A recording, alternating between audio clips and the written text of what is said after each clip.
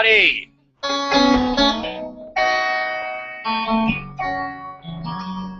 Greg Swann here.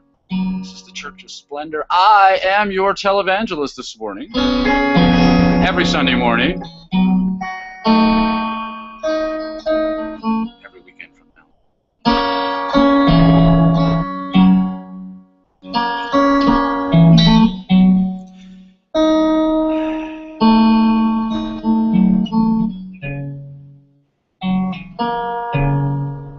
Imagine they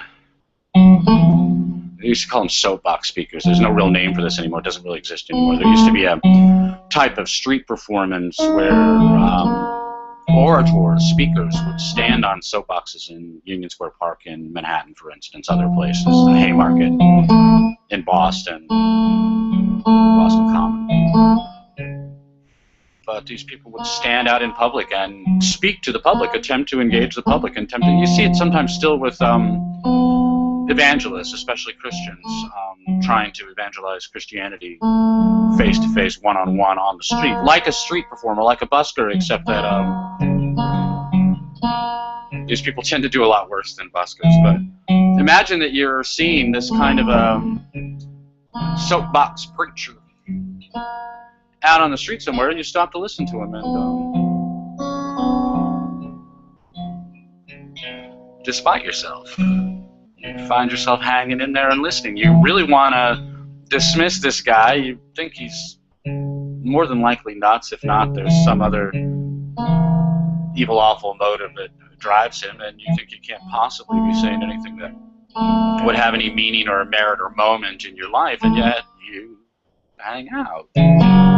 You stand there listening, and the guy says things that make amazing sense to you, that seem so clear and so elegant in their formulation and so perfect in the application to the particular dilemma that he happens to be talking about. That he's going into all kinds of things that seemingly nobody else ever talks about, or never talks about in public, or never really talks about openly, even when you take it up in private with people with whom you are most intimately associated, like even your spouse or your children. Even then, you don't talk about these things in the kind of forthright way that this presumptive crazy man is doing, standing on the street corner, being hectored and harassed by passersby, by being ridiculed by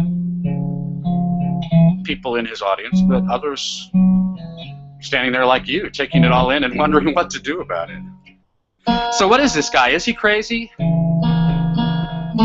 Plausibly. Is he lying? Is he making all this crap up because he knows that it's appealing to you? Is he, kind of laying it on real thick in order to kiss your ass for some reason or another? Either maybe to incite donations like a busker, but maybe just because he likes screwing with you. Is adept enough with the tools of the mind to mislead people, to con them, to gull them, to lead them into error. Not necessarily for any pecuniary advantage or any other sort of advantage, just because he likes to screw with people, that it's a prank, it's a punk, it's a, and this doesn't mean that he's not crazy.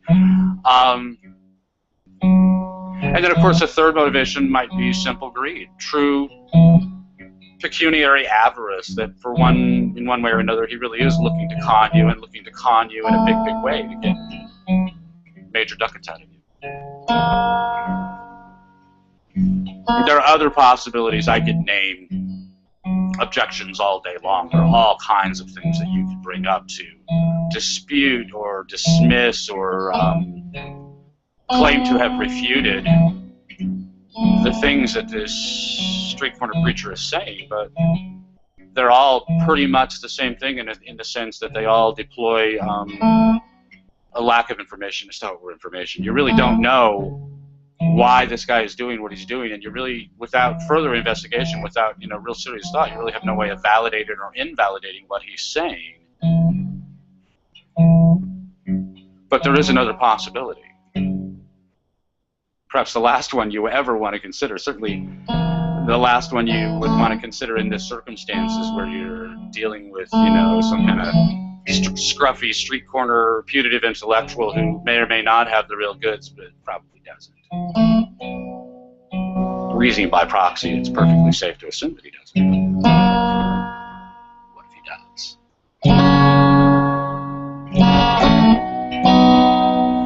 What if you came upon someone who had figured out something that nobody else knows, and figured it out well enough to be able to talk about it, maybe even persuade a few people of the truth of his argument? But from the point of view of most people, the overwhelming majority of people, and by now I'm talking about literally virtually everyone, 99+% of everyone,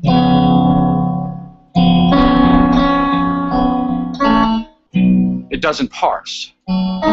It's not that it doesn't make sense when you're hearing it. It's not that it isn't appealing to you in some ways, but because it's not a part of the cacophony of philosophical white noise that you hear all the time, because it's not a part of the background music of your mind. It doesn't fit into the tone, the timbre, the tempo of the background music of your mind. Whether it's true or whether it's the complete opposite of the truth, it doesn't fit in. It doesn't work. It doesn't work with the way that you think right now. And so though it might be a perfect description of the truth, or at least a better description of the truth than anyone has produced so far, for the overwhelming majority of people it's going to seem wrong. It's going to seem wrong of necessity because it doesn't conform to their expectations of what they should be hearing.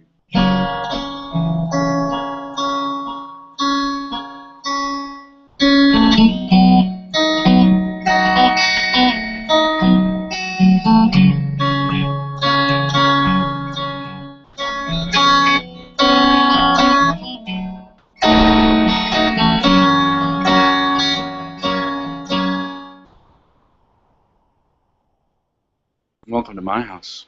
This is where I live. I am that crazy street preacher. I wrote about him years ago. I wrote him into a story 20 years ago, maybe longer than that. I really like that guy. I like that story. I like that idea. I like the idea of... We like this story. We know this story from Socrates, and we really like it there.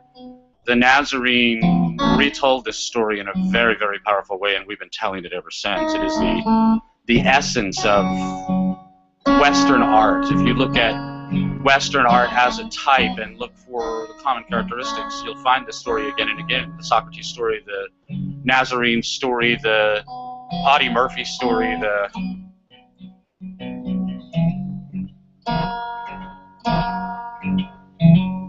Luke Skywalker story, the individual against the mob, the individual who has a uniquely perfect truth, something new that no one else has considered, and all of the mob who oppose that new idea, who stand against it.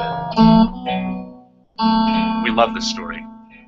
We tell this story again and again and again. Socrates wrote the story of the West with his life, and we tell it again and again and again. And the more we tell that story, the better we are as people.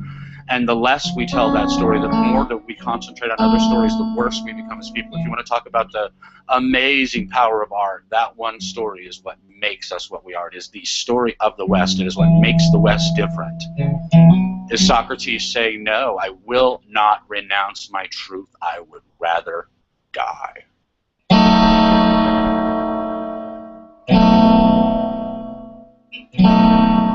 Do you want to talk about heroism? What does heroism look like? Whenever we talk about heroism, we always want to talk about battles and battlefields and blood and guts and gore. Heroism is standing up to a howling mob and say, tear me limb from limb, I don't care. I will not renounce my truth. And this is why the Nazarene's retelling of the story is so effective, because the torment was so much more graphic. Socrates had a cocktail with friends and laid down and went to sleep. By contrast, the Nazarene produced a blockbuster. But that story, you know, the interesting new idea, the brand new idea that the mob is either indifferent to or that it actively, openly hates, that story shows up again and again. From the point of view of the person who is being assailed by the mob, it's real easy to take that mob reaction as proof of the truth of what you're saying, and it is not. The mob can be just as crazy if you're wrong as they can if you're right. So to assume that a mob's reaction, whether in the form of kind of a mass studied indifference or an actual howling, shrieking, torches and pitchfork riot, proves nothing. 50 million Frenchmen can be as wrong as one, and you are, when you're dealing with the mob, you are necessarily dealing with people who already know they're wrong. They're only involved in the mob because they're looking for something that their minds can't produce. They glom together as a mob of bodies because they know they can't win on the intellectual merits of their argument. They know they've already lost that argument, and so they choose to fight instead.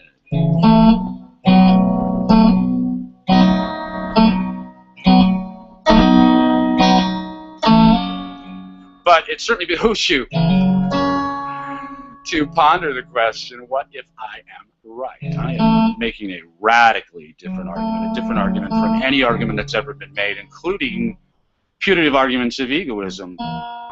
In Chapter 6 of Man Alive, I basically address and dismiss every argument of egoism that has existed so far, which is really only 3 examples that matter: Stirner, Nietzsche, and Ayn Rand. But I take care of all of those by means of the argument of the self that I'm making in chapters 3, 4, and 5 of Man Alive. That if you understand the self the way I do, and if you define egoism as the pursuit of self-interest, in my formulation I would say the avid pursuit of self-adoration, but in any case it's utterly necessary to understand what the self is before you can define what you mean by its interests, or before you can establish how best to adore it.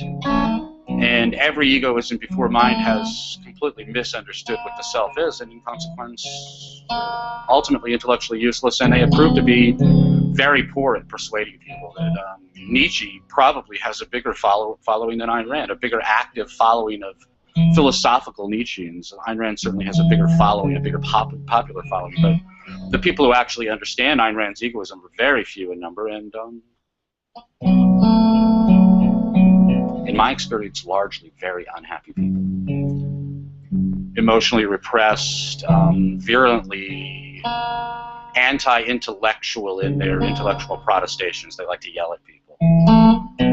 They like to denounce people. They like to insult people. They like to pretend that insults are arguments. Not to say that I'm fault-free in this regard. I've certainly erred in this way in the past, but to distinguish a persuasively valid argument from an insult is not difficult. And the big O objectivists, the official Randian followers, are amazingly intellectually disreputable in the way that they handle any sort of opposition to their dogma, which is ultimately what it is.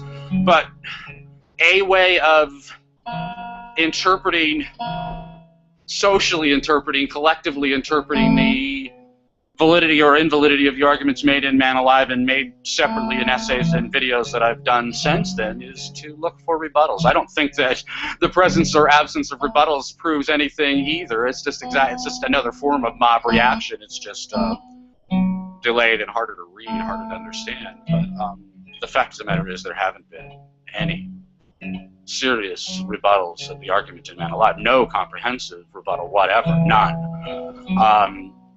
At freetheanimal.com, a whole bunch of people objected to the arguments in Chapter 2, but that's certainly to be expected. We live in a culture that's half dominated by Marxists and half dominated by scientist mysticists, and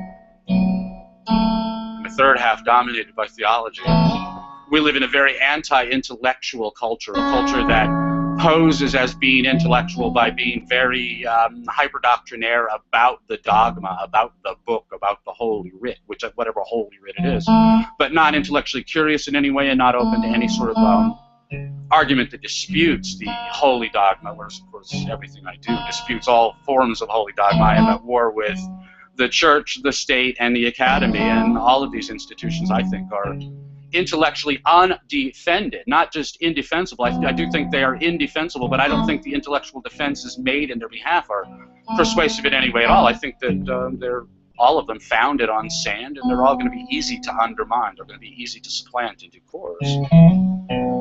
But from all three of those directions, there have been no rebuttals whatever. From big O objectivism, there has been no objection whatever. I took apart their vicious arguments for abortion very early in the process. Just a month or so after I published Man Alive, I published a complete demolition of the pro-abortion argument in every form, including the objectivist pro-abortion argument, and I've undermined a significant portion of the objectivist arguments for love, marriage, and for egoism in general, just kind of in passing. It's not like they're a target or anything. I know about them. I know a whole lot about them, and I know what's different about what I'm saying compared to what they're saying. And the most interesting thing that I've noted in what they're saying in the past 2 years is they're not saying anything at all about me or my arguments, even though they cannot possibly be unaware that I am doing real damage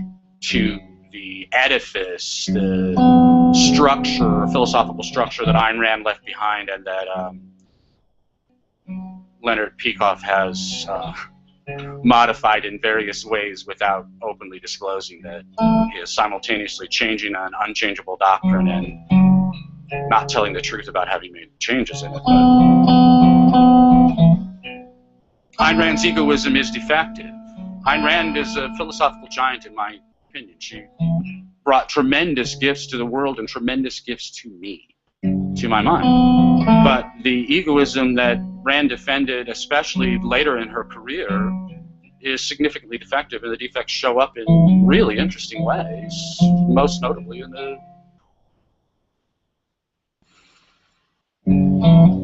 truly amazingly brutal arguments that Rand made in behalf of abortion without ever considering the egoistic, anti-egoistic, and egoistic consequences of that behavior. And it results from her failing to understand the self. She had it half right. She was almost there. She could have gotten it. I really would have liked to have met the lady. She either would have hated me or she would have loved me. But she was almost there. She almost had it. She almost understood it. And her devotee, Nathaniel Brandon, was very, very close also. He did a lot of really interesting things that I can half endorse. And if I can half endorse anyone, that's a great big victory for me, because mainly I hate everything, and everything hates what I say. I mean, the interesting thing about my doctrine, whether I'm crazy or whether I'm really right, the interesting thing about my doctrine is that it is 100% the opposite of everything else. It is 180 degrees contrary to everything else, including Ayn Rand, including Nietzsche, going all the way back to Socrates, going all the way back to the caves.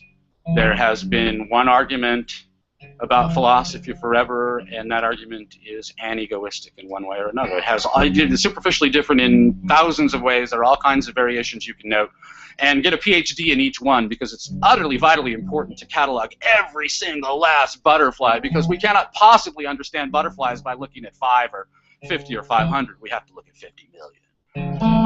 And in the same respect, every philosophical doctrine that has existed prior to this one has been anegoistic in every way that matters, essentially anegoistic, including Rand's egoism, which is almost right there, except that it's the philosophical hierarchy that she wanted to build is completely contrary to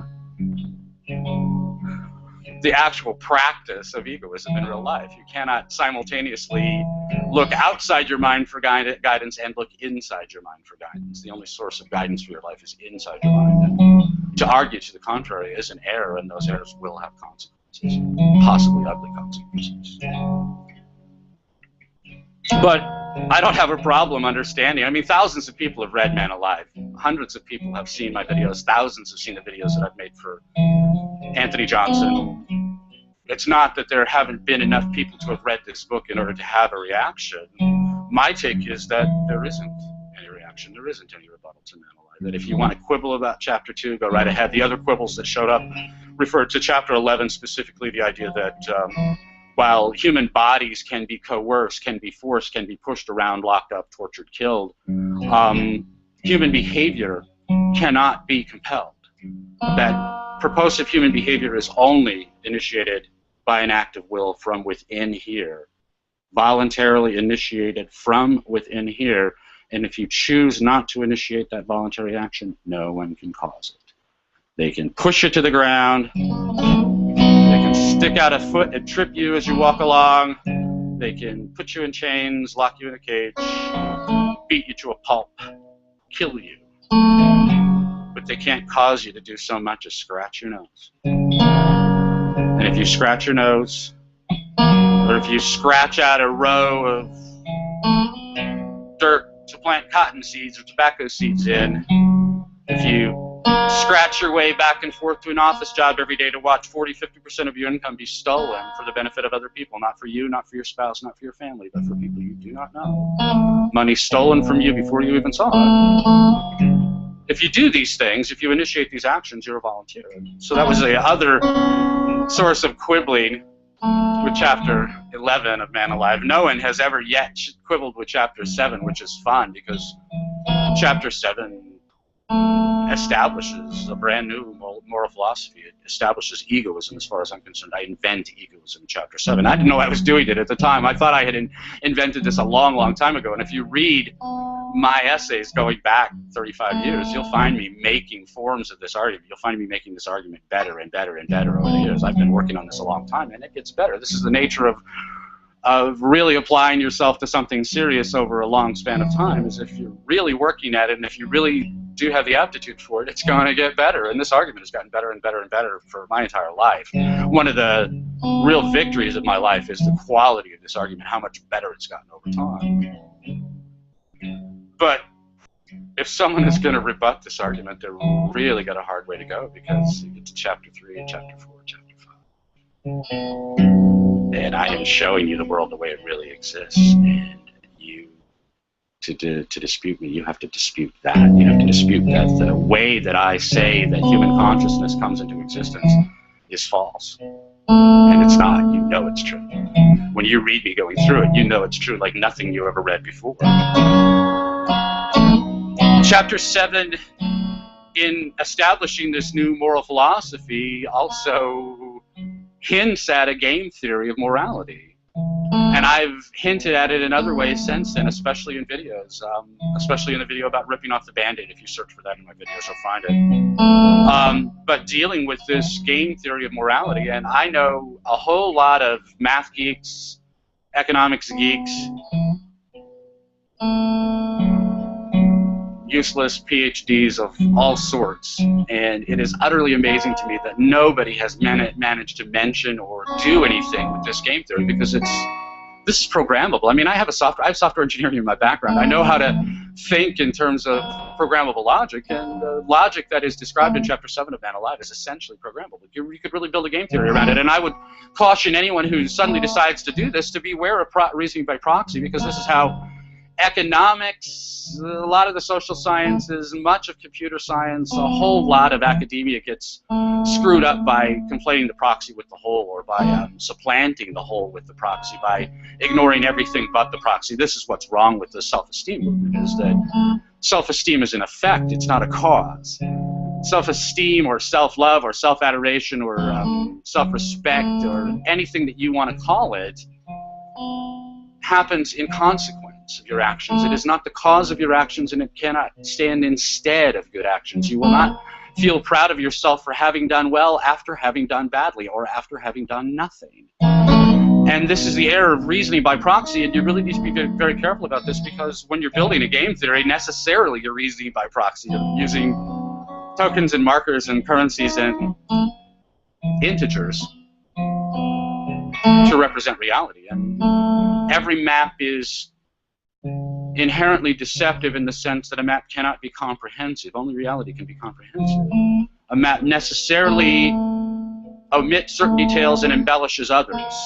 And whether those omissions or embellishments are actively seeking to deceive you or not, nevertheless, they do not represent reality comprehensively, because they can't. To represent reality comprehensively is to recreate it. To recreate reality is to become a god. And by definition, gods don't exist. So we have a problem there. Every map is necessarily incomplete. And every map is necessarily potentially deceptive to the end user. Again, remember, this is transactional thinking, so we think about it from the point of view of the buyer, not the seller. The seller is trying to make the best representation of reality that he can, ideally, trying not to deceive, trying not to mislead, and yet the buyer, the user of that map, is undoubtedly going to make mistakes and misinterpret the information anyway, because no two people can think the same thing. This, incidentally, is why dogmatic thinking is inherently stupid. People who think that they share the same dogma haven't dug it deeply enough. And if you think, well, John's a Christian and I'm a Christian, and we're both Christians, and therefore we think alike, you and John need to sit down over a six-pack and really ask each other a bunch of questions. Probably about the second beer each, you're going to start to hit disagreements, and be careful not to have more than 3 beers, or you might end up hitting each other. But you don't share the same doctrine. You don't share the same doctrine. No one does. You think you share the same doctrine because you don't dig deeply enough. And as soon as you dig deeper, you're going to find out that that John is no Christian at all. He's a devil worshiper. But to rebut me is to rebut reality. I've drawn a better map. I know it. 2 years ago, April 8th, 2012, so 2 years ago Tuesday, I released Man Alive, and when I did it, I released a better map of reality. That's what it is. 32,000 words, you can read it in 3 hours. It will change your life. Those 3 hours, I will give you back 1,000-fold, and then 10,000-fold, and then 100,000-fold if you live long enough. I'll give you back your whole life in 3 hours, because I will show you what's been wrong with your thinking so far. Why, despite your best efforts to live down to your insane moral philosophy, you can never successfully do it. You can never sacrifice yourself enough. You can never hate your life enough. You can never give up enough, or renounce enough, or betray enough, or support. And if you got to be supportive, don't dare say what you really think. You got to be supportive. You can't do that enough. You can't live down to your moral philosophy enough, because your moral philosophy cannot possibly be followed. This is one of the great contributions of Ayn Rand, was demonstrating that self-sacrifice, in any case, the doctrine of self-sacrifice preached by much of Christianity and all of Marxism, cannot be consistently practiced. You only successfully thrive by betraying your doctrine. As much as you insist that you hew to your doctrine. In fact, the parts of your life that are actually successful come about because you act upon your own ego, your own self-interest, your own loves, the things that you love in your life, as opposed to the things that you say that you love. And the reason for this is that, accepting Ayn Rand, I will excuse her from this particular complaint, but except for Ayn Rand, everything in moral philosophy until now has been anegoistic, has been devoted to convincing you to renounce yourself, your self-image, the idea of your life that you have been crafting since before you were born, but the whole time you've been alive. That idea and that idealized self-image that you hold in your mind, this is all about getting you to make war on those ideas and to never put the interest of yourself first, to always put some other interest ahead of your own. This is what you're told to do all the time. This is the philosophical background music of your life. Everywhere you turn, you're hearing this message to betray your own interests in behalf of someone else's interests.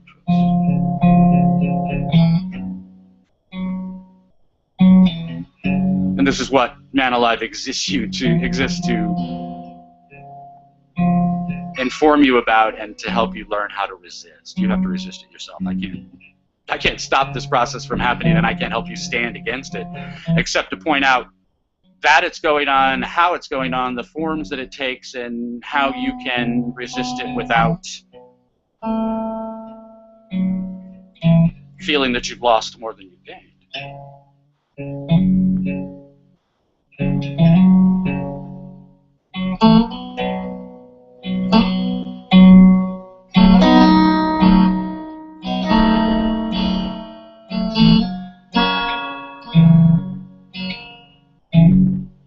But your life, yourself, your things, your career, all of these things are of paramount importance in your life, regardless of anything else that's going on. Once you get married, your spouse enters that hierarchy of values, and I would say she's probably second. Your spouse should be second in your hierarchy of values, second only to yourself. When you have children, there they are in position number 3. What happened to your career? Well, it's kind of kicked further down now, because your home might be at number 4. Your extended family, it might be at number 4. Your home at number 5. Your career might be number 6 or number 7, but you have this hierarchy of values. Do you note that the state, the church, and the academy don't come in there anywhere? Where should they come in, if at all? Substantially further down. What matters in your life matters a hell of a lot more than what matters in their lives.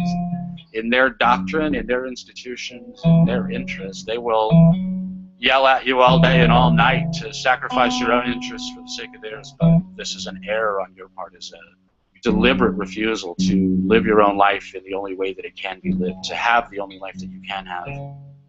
And in fact, you don't do it. What I love about you is that you don't do it. What I don't love about you is that you don't tell the truth about what you do. So you live like me 167 hours of the week. You live for the sake of your own values, for yourself, for your spouse, for your family, for your home, for your extended family, for your friends, for your career, for your hobbies, for your vacations, for your stuff. The things that you value, for your loves, the things that you love in this world. You live for that 167 hours a week, and 1 hour of the week you lie about it. And you go tell some god or some academy or some government that some interest other than your own is the one that you put first, whereas in fact that is 100% false, or 99.5% false. You may actually betray your own interests from time to time, but it's not what you do commonly. To the contrary, what you do is you honor your own interests, you honor your own self. But you don't do it consciously, and you don't do it explicitly. You don't do it out loud. You don't tell the world that that's what you're doing. And this is how they have you. This is the sanction of the victim that Ayn Rand was talking about in Atlas Shrugged. This is how they get you. Because simultaneously you live as an egoist and you deny it. This is cognitive dissonance in the first place, so it's going to destroy your mind in the long run, but it's practical dissonance in real life. You are telling lies to people who will use your lies against you. Every time they want more of your stuff, they'll come to you and they'll say, but you said you always put the Lord first, but you said you always put other people first. I want you to understand that kind of an argument, so let's go to the supermarket for a minute. I want you to go to the supermarket and go to the produce section, and you're going to be shopping for a melon. If you don't like melons, I don't care. Shop for a pomegranate instead. Shop for banana. But you are shopping for produce, and you are there in the produce section, and you're looking at those melons, and you pick one up, and you look at it, and you shake it, and bump it on your head, and you smell it, put it down, you pick up another one, you go through the same routine. Eventually, you get the melon you want. That's the one that goes in your shopping cart. All the others are left behind. Who are they left behind for? Other people. How dare you? What kind of selfish monster are you anyway? Exactly how deep does your greed go that you would stick everybody else with the bad melons just so you can have the good one? Don't you care about other people? Don't you ever put the other guy first? Don't you think that you should have given that melon to the Lord? You knew that was the best. Why did you keep it for yourself? Why are you holding that on God? I don't care. I mean, I'm picking on Marxists and Christians right now, but I could pick on anybody. Anybody who tells you to take the bad melon instead of the good one is your enemy. Anyone who tells you to send your kids to the bad school instead of the good one, if you have a choice, and they say pick the worst school because it's not fair to the other children if your kid gets a good education. That's what they really say. They don't say it that way, but that's what they mean. Anybody who tells you to take second best when you can have the best, that person is your enemy. That person is making war on your life. That person is at war with everything you are as a human being. Because it is natural for every organism to take the best you can get. And it is 100% natural for human beings to establish standards by which they can judge the quality of the things that they are choosing among in order to make sure that they are making the best possible choice in the circumstance. And anybody who ever advises you to make the second best or the worst best choice, to make the worst choice, anybody who ever entreats you to cheat yourself is your enemy.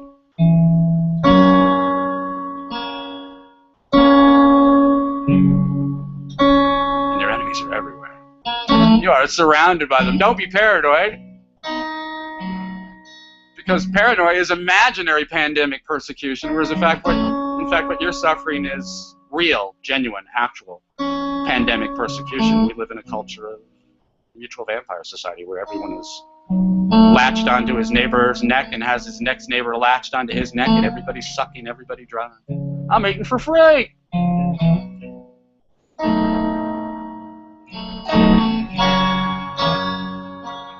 There's more that I could talk about, and Man Alive is full of an enormous number of ideas, and I've elaborated on quite a few of these ideas in videos since then, especially in videos. I've done quite a few essays also, but if you read selfadoration.com, you'll take in all of this. You'll find Man Alive there, and if you read the articles and essays that are posted there, you will learn a whole lot about egoism in action, and I heartily encourage this. It will not be quick. This will take time. This a semester's worth of work anyway to go through.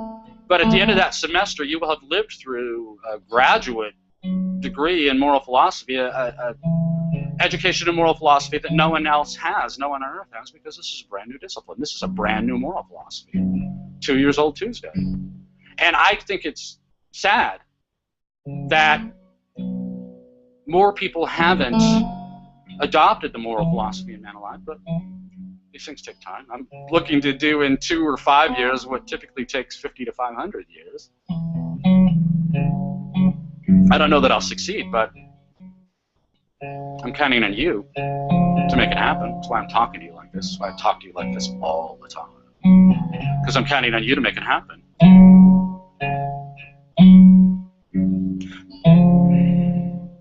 Changing your ideas is one thing, and that's important. And learning how to think the way I think, learning how to think the way I talk about in Man Alive, the way I talk about it in these videos, this will make an enormous difference in your life. This will change your life forever. You will be a different person a year and a half from now. If you start studying my philosophy now, you will be a different person in 2 years. And your whole life will be different. I will have changed the vector of your life. Not me. You will have done it, but you will have done it on the basis of the ideas that I've shown you, on the basis of the map that I've drawn that no one has ever drawn before. You will go to different places because you will have a better map. But there's more to this, because philosophical wars aren't won just by ideas. They're won by ideas and babies. I talk to a lot of young people, and I really like it. The future belongs to the young. The only people really worth talking to are young people for 2 reasons. Number one, because they're the ones who will do everything that will change. Anything that's going to change is going to be done by young people, not by old people, because old people are going to die. But young people are typically the only living human beings who are willing to reconsider their ideas, who are willing to, that by the time you're 25 or 30 or 35, you will be pretty much set in your ways. You'll be young in body and old in mind, and your mind will not be plastic in any way at all. You will not be interested in changing your philosophy. I do not reject the idea of convincing adults that they can do better with their lives, but it's much more likely that I will have an impact on a kid who's 15 or 25 than on a man who's 35 or 45 or 55. I like young people. One of the other things I really like about young people is that they can reproduce. Because philosophical revolutions really ultimately are won by babies. The ideas matter because it's the best ideas that get adopted by the most young people, who in turn have the most babies. But a better idea among people who don't reproduce, as opposed to a not so good idea among people like Islam, among people who do reproduce. In the long run, the battle will be won by the people who reproduce. So I want 2 things from you, especially if you're young. I want 2 things from you. Number one, I want you to adopt this moral philosophy. It is demonstrably better for your life, and you can prove that to yourself. And if you're an economist or a mathematician, you can go to Chapter 7 and prove it to yourself in a brand new game theory, and get a PhD for writing a brand new game theory based on a book of philosophy. But I also need you to have a lot of babies. I want people to adopt my moral philosophy, to marry other people who have adopted my moral philosophy, and then have at least 2 children each. Each of you have at least 2 children, ideally 3. Would be wonderful. 5 and 6 kids in a family, that would be wonderful, because in 2 or 3 generations, we will take over the world just that way. We won't have to persuade adults. All we have to do is persuade young people and get them to persuade their children, and we'll take over the world anyway. I really do want to do that. I'm not eager to take over the world in some kind of pinky in the brain sort of way. I don't want to capture territory, rule countries, dominate individuals. To the contrary, I want to free everyone. I want to take over the world by freeing everyone from the strictures that are imposed on them, not so much by chains and cages and torture and murder, but simply by bad ideas, by incorrect moral philosophy that then in turn rationalizes all kinds of anti-egoistic and egoistic behavior. And that's what it is that I'm trying to get rid of from the world. This is what I want to do with you. This is why I'm asking you to join me, so that together, side by side, shoulder to shoulder, we can help liberate the other 7 billion prisoners on this earth, free the earth, 7 billion, you and me, we can do it. So that's egoism in action. Egoism in action is really 3 things. 1, learn the moral philosophy. 2, put it in practice. And 3, as a part of putting it in practice, have a lot of babies and teach them this moral philosophy also. And if you do that, it won't be quick, may not even happen in your lifetime, but in a very short order, a very small amount of time in terms of philosophical epochs, 7 billion or more people on Earth will live in complete independence, in complete intellectual integrity, in complete indomitability, because they will understand the moral philosophy that is discussed in Man Alone.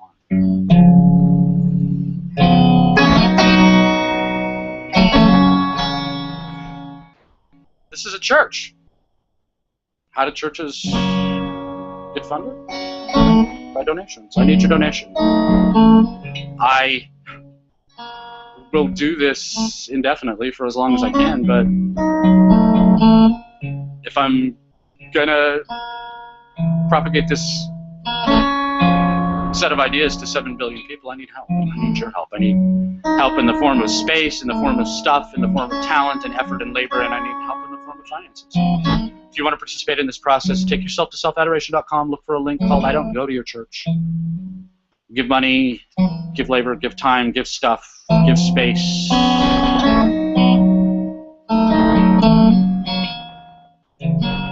This is not a self-sacrifice. This is an investment, and it's an investment in your future.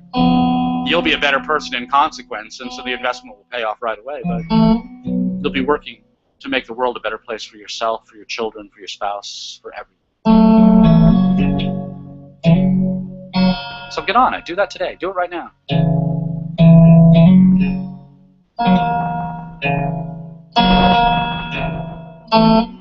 But whatever you do, the most important thing that you can do with your life is to understand that you can only value it, love it, cherish it, rejoice in it, delight in it, worship it, by living up to your humanity, by living up to your status as a human being, by living only as a human being can live, but by living fully as a human being must live in order to thrive, in order to prosper. You have to love your values and love them in their appropriate hierarchy and never violate or invert that hierarchy, because if you do, you will destroy things that you have. You may not destroy everything, but you'll destroy things that you have, and if you persist in that behavior, you will ultimately destroy everything. But if you do the opposite, if you choose admirably at every inflection point, every choice that you have to decide, if you think about what should I do in order to admire myself as much as I possibly can right now and in the future, going forward in my memories, what is the most admirable choice that I can make? And always choose that way. Always choose for self-admiration, for self-love, for self-adoration, for splendor. If you always choose that way, you'll always be moving that way. And if you're always moving that way, then infinite series converges. Eventually you'll get there. I can't promise overnight results, but I can promise results, and really salutary, beneficial, impressive results. But they all come about that way. They all come about by understanding that the most precious real estate in the universe is inside your cranium. And what you do with that real estate will make all the difference in your life. If you love it and cherish it and honor it in every way you can, then your own life will be lovable. Everything about your life will be lovable, especially your children.